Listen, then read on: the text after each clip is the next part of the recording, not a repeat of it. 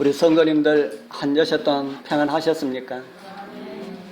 오늘 또 말씀을 사모하시는 심령으로 주님의 성전을 찾으신 우리 모든 성도님들에게 다함이 없으신 하나님의 성령으로 들려지는 말씀마다 바른 이해를 통하여서 은혜 충만, 성령 충만 받는 그런 복된 시간 되기를 축복합니다. 오늘은 구약 속의 예수님 31번째 시간으로 은혜의 해라는 이런 제목으로 구약 속에 있는 한 아름다운 절기를 통해서 나타난 예수님의 모습을 조명해 보면서 함께 은혜를 나누고자 합니다. 오늘 함께 교독한 말씀의 배경은 예수님께서 침례를 받으시고 그리고 광야에 가셔서 기도하시고 그 기도하는 동안에 사단에 의하여서 시험을 받으시고 공생애를 공식적으로 시작하시는 그 선언을 예수님께서는 자라나신 성전에서 선포하신 내용이 오늘 우리 함께 교독한 그런 내용입니다. 예수님께서는 그 자리에서 이사야 61장을 읽으셨습니다. 주님께서 그날 읽은 말씀을 우리도 한번 찾아보겠습니다. 바로 이 말씀입니다. 우리 같이 읽어보겠습니다. 이사야 61장 1절에서 3절 주 여호와의 시작. 주 여호와의 신이 내게 임하셨으니 이는 여호와께서 내게 기름을 부어사 가난한 자에게 아름다운 소식을 전하게 하려 하심이라. 나를 보내사 마음이 상한 자를 고치며 포로된 자에게 자유를, 갇힌 자에게 노임을 전파하며 여호와의 은혜의 해와 우리 하나님의 신원의 날을 모든 슬픈 자를 위로하되 무릇 시온에서 슬퍼하는 자에게 화관을 주어 그 죄를 대신하며 휘락의 기름으로 그 슬픔을 대신하며 찬송의 옷으로 그 근심을 대신하시고 그들로 의의 나무 곧 여호와의 심으신 바 그 영광을 나타낼 자라 일컬음을 얻게 하려 하심이니라. 아멘. 이 말씀을 읽으시고 난 다음에 이제 책을 책 맡은 자에게 주시고 주님께서 하신 말씀 첫 마디가 이 글이 오늘날 너희에게 응하였느니라 이렇게 말씀하셨습니다. 이 말씀을 들은 백성들은 어떤 반응을 하였을까? 누가복음에 보면 이제 그 말씀을 들은 백성들의 반응이 이렇게 나타납니다. 회당에 있는 자들이 이것을 듣고 다 분이 가득하여 일어나 동네 밖으로 쫓아내어 그 동네가 건설된 산 낭떠러지까지 끌고 가서 밀쳐 내리치고자 하되 예수께서 저희 가운데로 지나서 가십니다. 말씀을 들은 성도들의 반응이 어떻게 했다는 것입니까? 말씀을 들은 성도들의 반응이 예수님을 끌고 어디까지 갔습니까? 낭떠러지까지 끌고 와서 어떻게 하려고요? 그곳에서 밀어서 떨어뜨려 죽이려 했다. 예수님께서 누가복음 4장 18절과 19절에서 아까 우리가 읽어드린 그 말씀을 읽었습니다. 그러고 난 다음에 이 글이 너에게 응하였느니라 이렇게 하고 난 다음에 쭉 가서 28절에 그 말씀을 들은 그들이 예수님을 죽이려고 했다. 그러면 그 중간에 어떤 말씀이 있다는 말씀이지요. 그 중간에 어떤 말씀이 있는데 도대체 어떤 말씀이 있어서 그 성도들이 예수님을 그렇게 하려고 했을까? 우리는 그 말씀을 보지 않을 수가 없습니다. 그 말씀이 누가복음 4장 25절부터 27절에 기록되어 있습니다. 여기 보면은 내가 참으로 너희에게 이르노니 엘리야 시대에 하늘이 새해 6달을 닫히어 온 땅에 큰 흉년이 들었을 때에 이스라엘에 많은 과부가 있었으되 엘리야가 그중 한 사람에게도 보내심을 받지 않고 오직 시돈 땅에 있는 사렙다의 한 과부에게 뿐이었으며 또 선지자 엘리사 때에 이스라엘에 많은 문둥이가 있으되 그 중에 한 사람도 깨끗함을 얻지 못하고 오직 수리아 사람 나만 뿐이었느니라. 성도들이 들으면은 성질 날 이야기입니까? 이 말씀을 다른 말로 하면은 하나님께서 장로에 많은 복을 주셨는데 장로교회에 속해 있는 사람은 한 사람도 그 복에 참여하지 아니하고 저 하선에 있는 저 사람들이 복을 받았느니라 라는 그런 말입니다. 그런 말을 들으니까 그것에 참석한 사람들이 화가 났습니다. 이스라엘의 많은 사람들이 하나님의 은혜를 받아야 함에도 그들은 받지 못하고 복음을 잘 알지 못하는 이방인들이 하나님의 은혜를 누렸다 하는 것입니다. 엘리야 시대의 사렙다 과부나 엘리사 시대의 나아만은 다 이방인들이었습니다. 그 당시에 이스라엘에도 굶주린 사람이 많았는데 문둥병 걸린 사람들도 많았는데 그들은 한 사람도 이스라엘 사람들은 고침을 받지 못하고 굶주림을 해결하지 못하였는데 이방 나라 사람들이 고침받고 해결되었다. 그러한 말씀을 주신 그 의미는 방금 예수님께서 읽으신 그 하나님의 은혜의 해도 너희들이 거절하니까 이방인들이 받게 될 것이다 라는 그런 말씀입니다. 하나님께서 허락하신 그 은혜를 너희들이 거절하니까 너희들은 받지 못하고 이방인들이 받게 될 것이다. 은혜의 해가 무엇이기에 예수님께서 선포하셨고 유대인들은 그것이 자기들에게 이루어지지 않고 이방인들에게 이루어질 것이라는 말씀에 예수님을 죽이려 했을까? 은혜의 해가 무엇일까요? 은혜의 해는 다른 말로 하면 휘년을 가리킵니다. 유대인들이 간절히 사모해오던 그런 절기가 몇 개 있었습니다. 유대인들에게는 안식일과 관련된 두 절기가 있었는데요. 하나는 7년마다 오는 안식년이고 또 다른 하나는 안식년 7년마다 오는 휘년이었습니다. 그래서 7 안식년을 지나면은 49년 만에 오는 해를 휘년이라고 불렀습니다.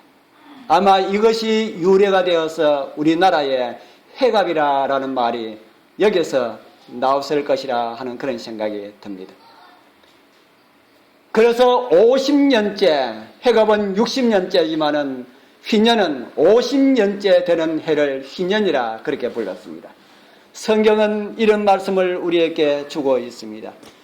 레위기 25장 11절 우리 같이 읽어보겠습니다. 시작. 그 50년은 너희의 휘년이니 너희는 파종하지 말며 스스로 난 것을 거두지 말며 다스리지 아니한 포도를 거두지 말라. 그 50년이라고 하는 이 말씀은 안식년 7번 후에 오는 해라는 그런 의미입니다. 이 휘년이 도대체 무엇을 하는 어떤 해이기 때문에 예수님께서 공생애를 시작하시면서 선포하셨을까? 이제 우리는 예수님께서 말씀하신 그 휘년의 의미를 찾아보고자 합니다. 첫 번째 드릴 말씀은 이 휘년은 은혜의 해는 가난한 사람들을 위한 복음이다 하는 것입니다. 어떻게 가난한 사람들에게 복음이 되었을까? 어떻게 가난한 사람들에게 은혜의 해가 되었을까? 자유가 주어진 해였다 합니다. 성경은 이렇게 기록을 하고 있습니다. 레위기 25장 10절입니다. 제50년을 거룩하게 하여 전국 거민에게 자유를 공포하라. 이 해는 너희에게 휘년이니 너희는 각각 그 기업으로 돌아가며 각각 그 가족에게로 돌아갈지며. 이 말씀은 무슨 말씀일까? 기업으로 돌아가고 그 가족에게로 돌아가라 하는 말씀이 무슨 말씀일까? 50년째가 되면은 전국 거민에게 자유를 공포하라라는 말입니다. 각각 그 기업으로 돌아가라 이렇게 말씀했는데 이것이 무슨 말씀일까? 이스라엘 나라 사람들도 우리나라 사람처럼 가난한 사람들이 많이 있었을까요? 예, 많이 있었겠지요. 하나님께서 이스라엘을 가나안에 정착하셨을 때는 가난한 사람이 한 사람도 없었습니다. 다 그 이방 나라 사람들이 살고 있는 그 성을 점령해 가지고 그 사람들을 다 쫓아내고 그곳에 거주하면서 토지를 모든 사람들에게 똑같이 돌아가도록 이렇게 분배하였습니다. 그러고 난 다음에 이스라엘 나라는 토지를 팔고 사지 못하도록 그렇게 국법으로 하나님께서 지시하여서 국법으로 그렇게 만들었습니다. 다시 말하면 부동산 거래를 막으셨다 하는 겁니다. 그래서 우리는 성경을 읽어보면 나봇이 미련하게 죽는 이런 모습을 보게 됩니다.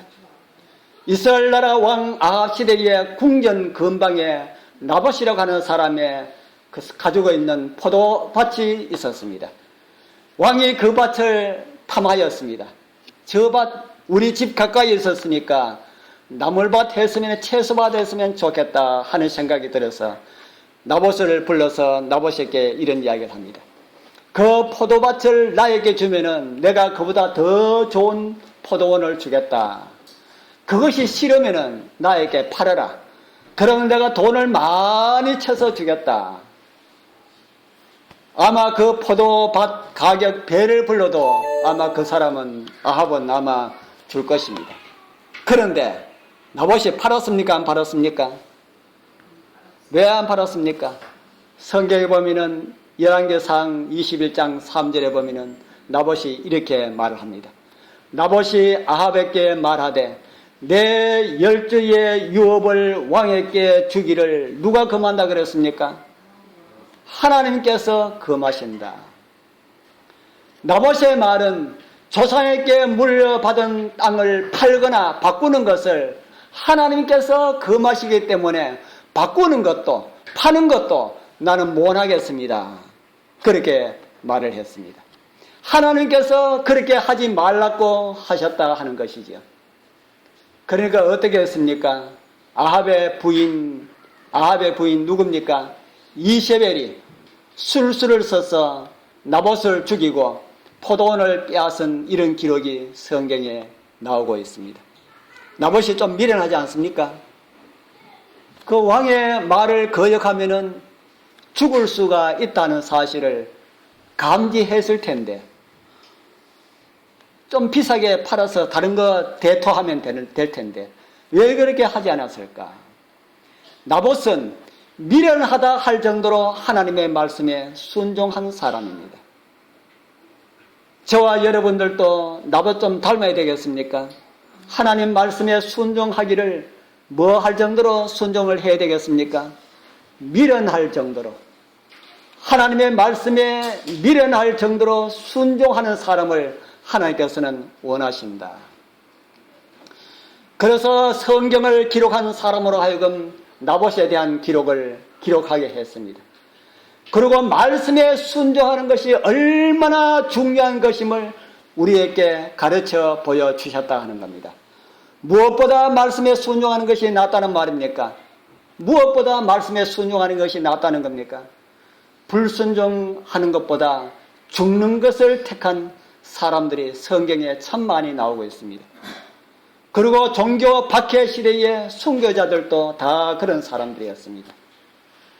왜 하나님께서 땅을 팔지 말라고 하셨을까? 왜 땅을 팔지 말라고 하셨을까요?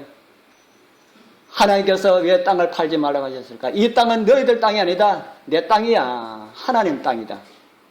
그래서 내 땅을 너희들이 이렇게 농사 지어 먹을 수 있도록 이렇게 해서 분배해 주니까 이거 절대로 팔지 말고 그곳에 나오는 것으로 농사 짓고 그렇게 살아라.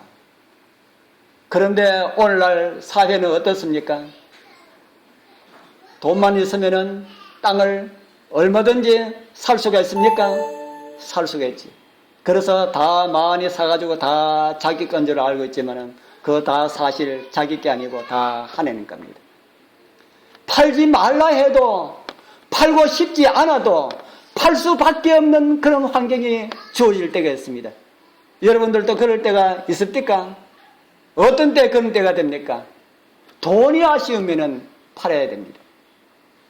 저희들도 하나님께서 아파트를 주셨는데 그걸 팔라고 기도드렸습니다. 왜 팔려고 했나 하면은 우리 정집사가 자꾸 몸이 안 좋아서 우리 성도님들한테는 좀 죄송스럽지만은 팔아가지고 저 어디 시골에 가서 조그마한 집 하나 사서 그냥 그렇게 살아야 되겠다. 그래야만이 좀 마누라가 좀 그래도 조금 더 오래 살 수 있지 않을까. 그렇게 생각해가지고 팔려고 내놨는데 안 팔려요. 그런데 우리 성도님들이 저희들한테 제일 약점이 성도님들 한 분 한 분 들어오시는 것이 제일 약점입니다. 그러면은 저희들 꼼짝 못해요. 그러면 못 가요. 우리 그 기도를 드리고 있는데 우리 임승호 자매님 교회 나오시고 우리 정집사님 또 교회 나오시고 또 오늘 또 우리 또 여기 또 모치님 또 교회 나오시고 하시네. 그래서 생각하니까 우리가 하나님께서 우리 가라고 하시는 것이 아닌 모양이다. 그래서 이제 우리 기도 드리지 말자 하는데 팔았습니다. 그래서 저희들을 팔고 하나님께서 우리 이사 가라고 하시는 그런 것이 아니기 때문에 다른 데 하자 해가지고 다른 데 우리가 그렇게 섰습니다. 우리가 팔지 말아야 되겠다 그렇게 하는데도 팔 때가 있다 하는 겁니다. 돈이 아쉬우면 그렇다는 겁니다. 그래서 이스라엘 사람들도 살아가면서 돈이 아쉬운 사람이 있고 덜 아쉬운 사람이 있고, 그래서 돈이 아쉬운 사람은 하나님께서 팔지 말라 해도 옆에서 다른 사람이 팔아라 하니까 그럼 팔까? 하고 그렇게 팔았습니다. 하나님의 법으로 금지되어 있지만 하나님께서는 눈에 보이지 않으니까, 사람의 법으로는 괜찮다 하니까 이제 그 시대 지나고 왕정시대에 접어드니까 이제 괜찮다 하니까 팔아도 되는 모양이다 하고 그렇게 사람들이 팔고 살고 이렇게 했다는 겁니다. 그런데 땅이 있을 때도 가난해서 땅을 팔아야 되는데 땅을 팔고 나면은 가난해지지 않습니까? 땅을 팔고 나면은 가난해지지 않습니까? 더 가난해지지요. 땅이 있을 때도 먹고 살지 못해가지고 그 땅을 팔았는데 땅 팔고 나니까 그 다음에는 더 가난해지는 겁니다. 그러면 이제는 어떻게 합니까? 자식들을 종으로 파는 겁니다. 어떻게 형편이 어렵다고 자식을 종으로 파는 사람이 있을까? 예전이나 그 시대나 오늘 시대나 똑같습니다. 우리나라도 얼마 전까지만 해도 먹고 사는 게 힘들어가지고 자식을 종으로 파는 일들이 많이 있었습니다. 이렇게 1년 먹고 사는 양식 주고 그 자식을 1년 동안 이렇게 종살이 하는 거, 그 머슴살이 하는 거, 그거 마찬가지입니다. 지금 또 사정은 조금 환경이 조금 달라서 그렇지 조금 나은 종살이를 어쩌면은 우리 모두가 하고 있지 않나 하는 이런 생각이 듭니다. 하나님께서는 이스라엘을 가난한 사람들이 얻고 행복만 가득한 이런 나라를 만들고자 계획하셨는데 이스라엘 나라 사람들의 그 탐욕 때문에 생지옥이 되어버렸다 하는 겁니다.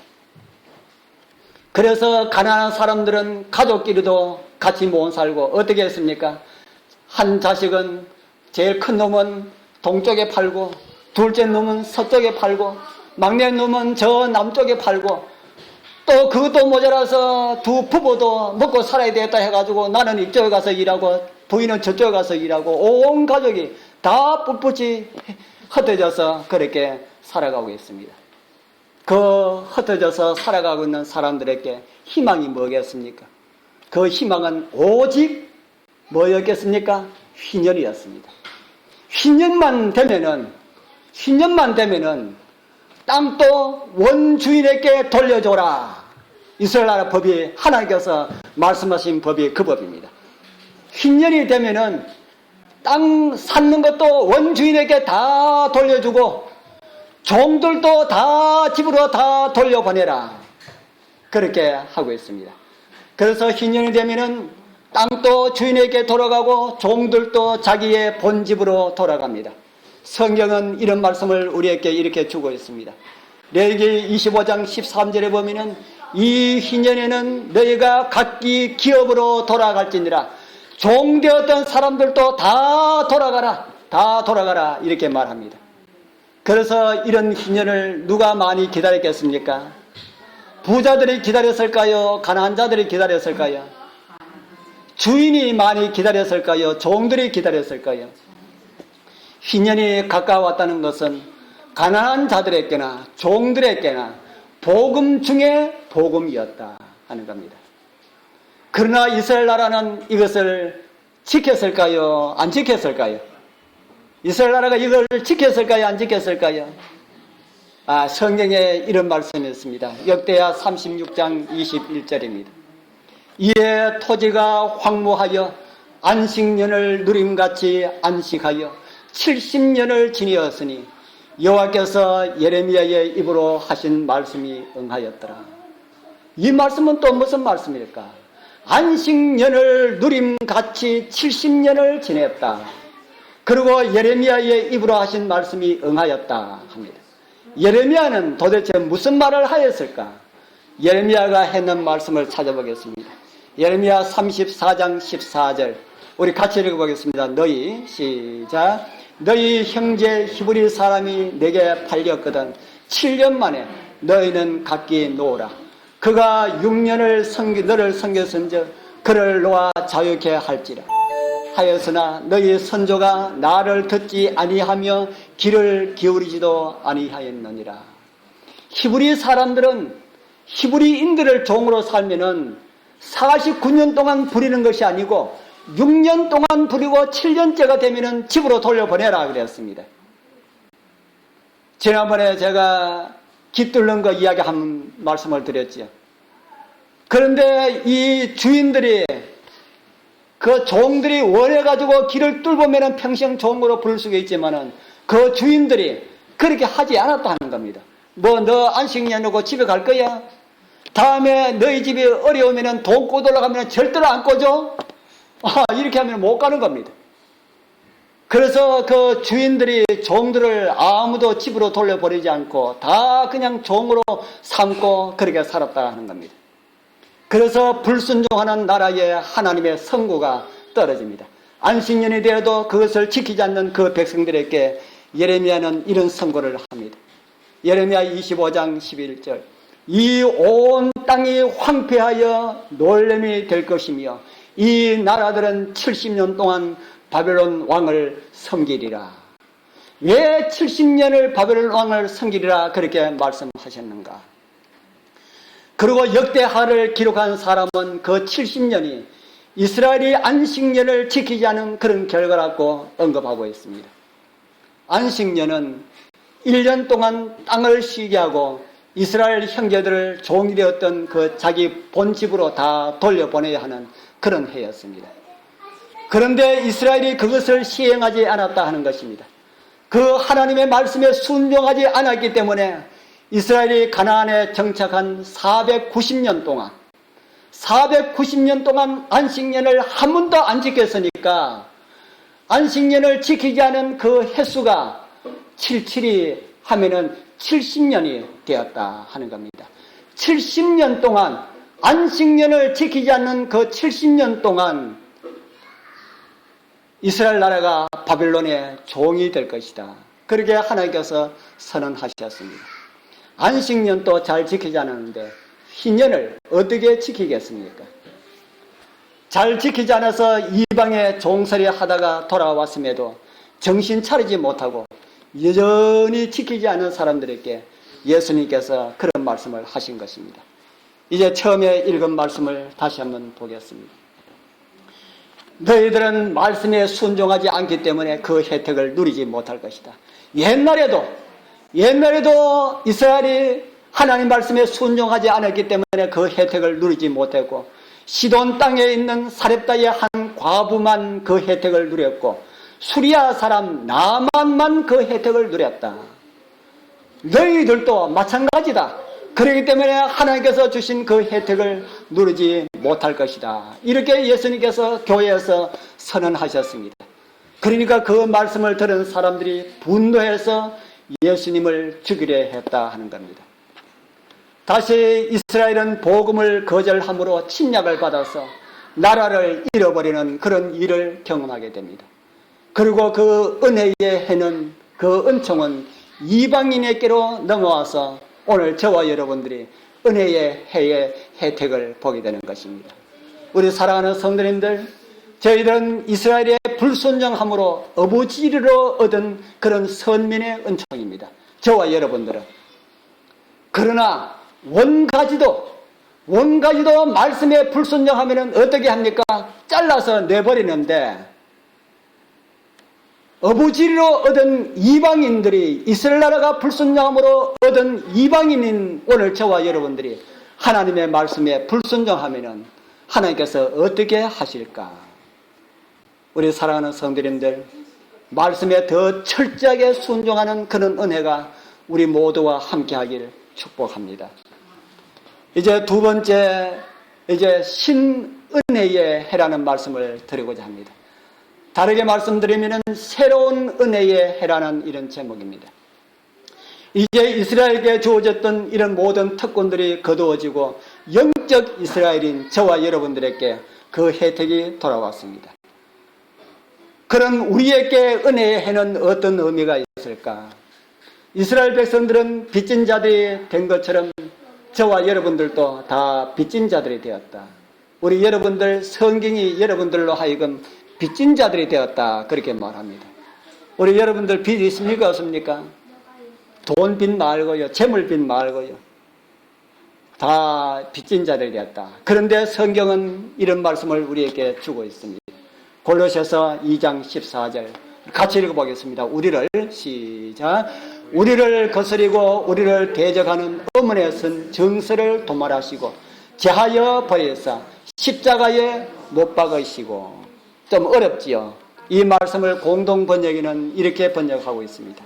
또 하나님께서 여러 가지 달갑지 않는 조항들이 있는 우리의 빈 문서를 무효화시키고 그것을 십자가에 못 박아 없애버리셨습니다. 여기 보니까 뭐가 있습니까? 뭐가 있어요? 우리의 빈 문서가 있다. 빈 문서. 우리 여러분들 빈 문서가 다 있다고 성경은 말합니다. 그 빈 문서를 예수님께서 무엇으로 없앴다고 말합니까? 십자가로 없애버렸다. 그래서 어떤 분들은 여기에 없애버린 빈 문서가 십계명이다, 이렇게 말하시는 분들이 있습니다. 하나님의 계명이 폐기되었다. 예수님의 십자가를 통하여서 우리를 억압하고 우리를 정죄하는 그 하나님의 십계명이 폐기되었다, 이렇게 주장하시는 분들이 있습니다.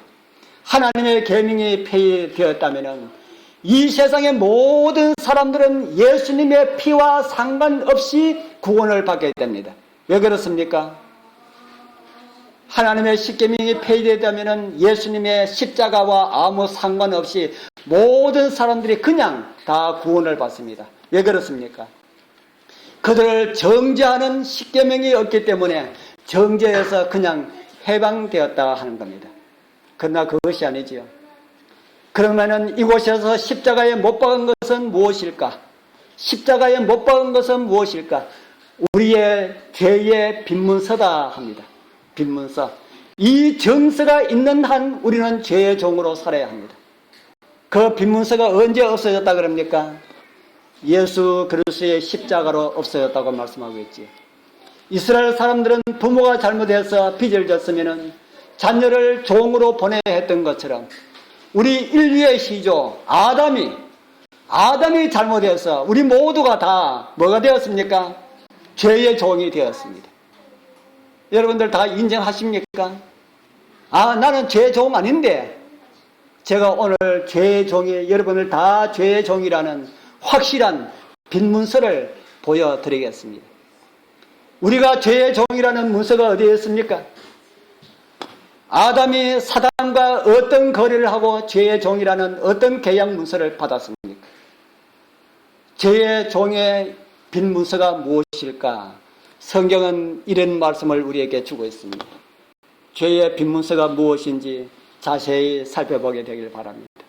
고린도서 15장 22절 아담 안에서 모든 사람이 다 뭐가 됐다 그럽니까?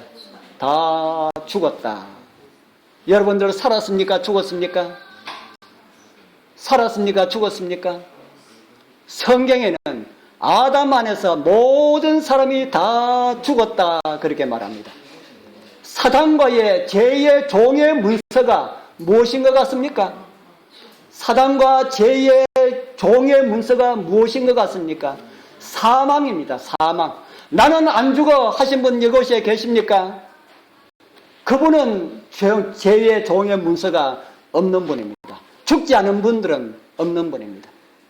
아담 안에서 모든 사람들이 다 죽었다. 이것이 죄의 문서다 하는 겁니다. 아까 읽어드린 골로새서 2장의 그 말씀에 의문에 쓴 정서를 어떤 사람들은 십계명이라 하는데, 그래서 예수님의 십자가로 십계명이 폐지됐다고 하는데, 십계명이 폐지된 것이 아니라 십자가로 죄의 종의 문서인 사망을 폐지시켰습니다. 믿으십니까? 이 복음을 들은 사람들은 생명을 얻기를 간절히 원하는 자들에게 복음입니다. 그러나 살았으니까 일어나라 하는데도 그거 듣고도 나는 좀 더 잘래, 좀 더 누워 있을래, 이런 사람들에게는 복음은 어떤 소리로 들립니까?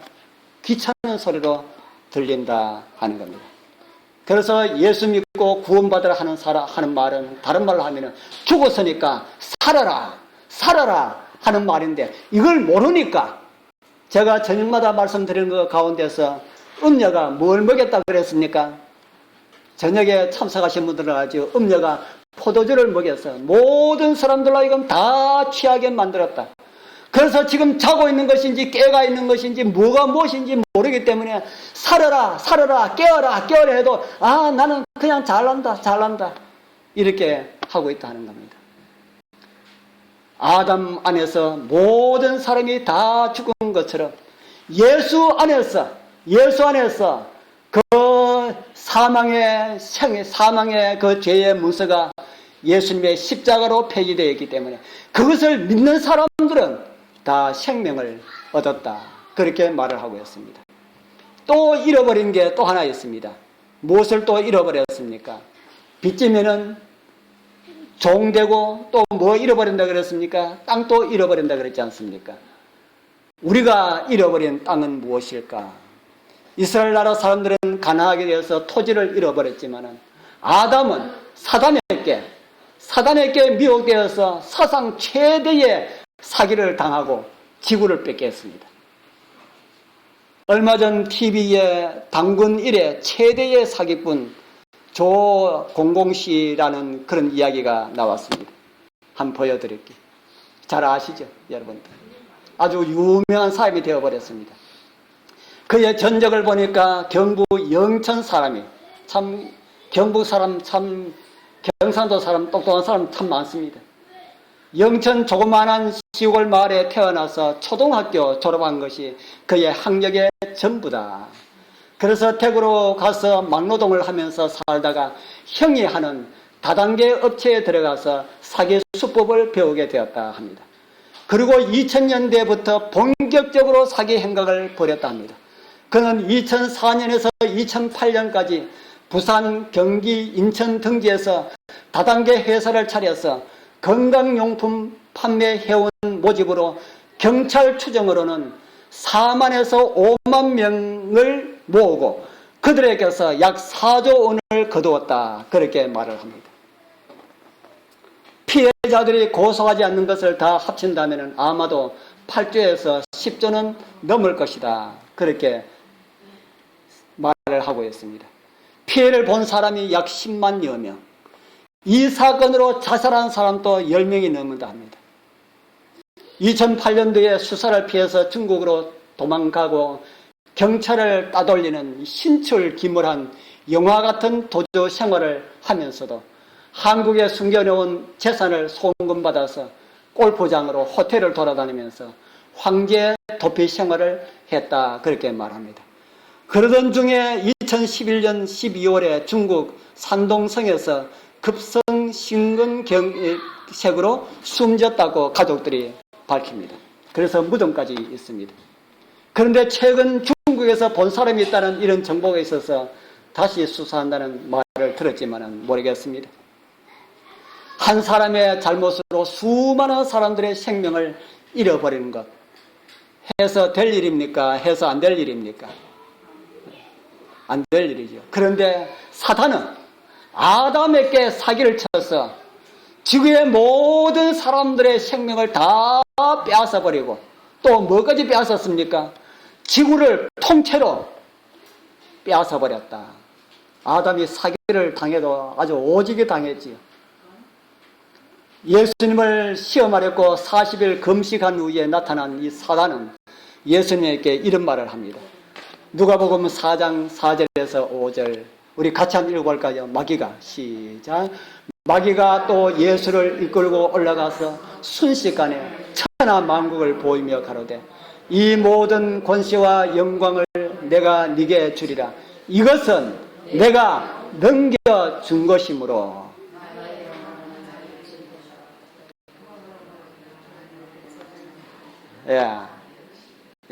이것은 누구에게 넘겨준 것이다 그럽니까? 이것은 내게 넘겨주었다. 누가 넘겨줬습니까? 사기쳐가지고 빼앗았지요. 이것은 내게 넘겨준 것이므로 내가 원하는 누구에게든지 내가 내 마음대로 줄 수가 있다. 그러니까 너 지구 구하려고 그렇게 십자가 지려고 생각하지 말고 나한테 절 한번 하면은 내가 이 지구 나한테 그냥 줄게. 이렇게 협상하는 겁니다. 감히 배 밖에 나왔지요. 감히 누구에게 한 말 합니까? 감히 누구에게요? 자기를 만드신 창조주에게, 자기에게 빼앗긴 인류의 생명과 지구를 찾아주기 위해서 사람 되어 오신 예수를 이때는 이길 수가 있다, 그렇게 생각하고 감히 그런 말을 하는 겁니다. 그러나 예수님은 그 모든 것을 당당하게 물리치시고 은혜의 해를 선언하셨습니다. 그리고 선언 후에 3년 반을 사시고 십자가에 달려 돌아가시기 전에 이런 말씀을 하셨습니다. 요한복음 19장 30절, 예수께서 신 포도주를 받으신 후에 가라사대 다 이뤘다 하시고 머리를 숙이시고 영원히 돌아가시니라. 다 이루었다. 무엇을 이루셨다는 말입니까? 여러 가지로 많은 이해를 할 수가 있지만은 오늘 본문 말씀과 관련해서 무엇을 이루셨다는 말입니까? 인류의 죽음을 위해서 대신 죽으시고 빼앗긴 땅을 찾아주시기 위한 이 모든 것이 다 이루어졌다 하는 겁니다. 이제 우리는 어디로 돌아갈 수 있게 되었습니까? 이제 저와 여러분들은 우리 집으로 돌아갈 수 있게 되었다. 누구 집으로요? 우리 집. 우리가 뭐 하늘나라 간다 뭐 그래 하지만은 우리가 갈 곳은 어디입니까? 잃어버린 우리 집입니다. 우리 집. 우리 아버지가 계시고 우리 가족들이 있는 그 집으로 돌아갈 수가 있게 되었다 하는 겁니다. 그리고 아직 사탄이 무저병에 들어갈 시기가 아니기 때문에 예수님께서 이곳에 임시정부를 세우셨습니다. 탈북자들이 중국에 가면은 어디로 많이 들어가려고 애를 씁니까? 중국에 가면은 어디로 들어가려고 막 그렇게 애를 씁니까? 한국 어디요? 한국 대사관. 왜 그렇습니까? 대사관은 그렇게 크지 않는 건물이지만은 마당도 그렇게 넓지 않지만은 그 안에만 들어가면은 어디에 들어간 것과 같습니까? 대한민국 땅에 들어간 것과 같은 그런 효력을 낼 수가 있기 때문에 북한이 그 탈북자들이 한국 대사관에 들어갔다 해가지고 그 대사관을 공격할 수가 있습니까? 없습니까? 있습니까? 없습니까? 없습니다. 왜 그렇습니까? 대사관을 공격하는 것은 뭐하고 같은 것 같습니까? 우리나라를 공격하는 것과 같은 것이기 때문에 그렇게 할 수가 없다. 그것은 우리와 전쟁을 선포하는 것이기 때문에 그렇게 하지 못한다 하는 겁니다. 그렇기 때문에 탈북자들은 대사관에 들어가려 했고 그렇게 야단입니다. 하나님께서 세우신 이 땅의 대사관은 어딜까요? 하나님께서 세우신 이 땅의 대사관은 어딥니까? 우리 교회지요. 지난번에 말씀드린 것처럼 도피성도 교회이고요. 물론 예수님이시지만은 예수님의 상징적인 의미를 가지고 있는 이 교회가 바로 도피성이요 또 하나님께서 세우신 대사관입니다. 우리 사랑하는 성도님들, 이 교회는 여러분들의 피난처이고 도피성이고 우리가 돌아갈 고향을 미리 맛보는 것입니다. 이곳에는 아버지의 사랑을 맛볼 수가 있는 것입니다. 아버지의 사랑을 그리워하시는 분들 이곳에 많이 그리고 찾아오셔서 아버지의 사랑을 많이 느끼시게 되길 바랍니다. 이곳에는 하나님의 안식이 있습니다. 하나님의 안식을 많이 느끼기를 원하시는 분들은 이곳에 오셔서 하나님의 안식을 마음껏 느끼게 되길 바랍니다. 안식일, 금요일, 화요일 외에도 오시고 싶으시면은 우리 정집사님에게 이야기하면은 키를 만들어 가지고 드릴 테니까 언제든지 오셔서 기도하시고 그렇게 하실 수가 있습니다. 시집간 딸이 엄마 집에 가서 심적으로 육적으로 쉼을 얻을 수 있는 곳 어딥니까? 친정이지요. 바로 그런 곳이 이 교회가 그런 곳이다 하는 겁니다. 우리 사랑하는 성도님들 영적으로 육적으로 쉼이 필요하실 때마다 교회로 와서 하나님 안에서 안식을 얻으시길 바랍니다. 그래서 마지막 나팔 정말 은혜의 해가 선포되는 그날 주님 오시는 그날 기쁜 함성 부르면서 이런 땅을 찾아서 우리 함께 가시는 그곳에 우리 다 참여할 수 있는 우리 모두가 되길 바랍니다. 기도드리겠습니다. 하늘에 계시는 거룩하신 우리 아버지 하나님, 오늘 예수님께서 은혜의 해를 선포하신 그 말씀을 우리는 읽었습니다. 우리에게 은혜의 해를 선포해 주시고 사망에서 이길 수 있는 그런 능력을 우리에게 주시고 우리에게 새로운 생명을 주셔서 감사합니다. 이제 우리로 하여금 우리 집으로 돌아가라고 하는 그 귀한 말씀을 인하여서 감사합니다. 걸어가신 아버지, 우리 주님 오시는 그날 우리 집으로 돌아가는 그곳에 우리 사랑하는 장유교회 이곳에 참여한 우리 모든 분들 다 참여할 수 있도록 은혜 내려 주시옵소서. 우리를 구원하신 예수님의 이름으로 간절히 기도드리옵나이다. 아멘.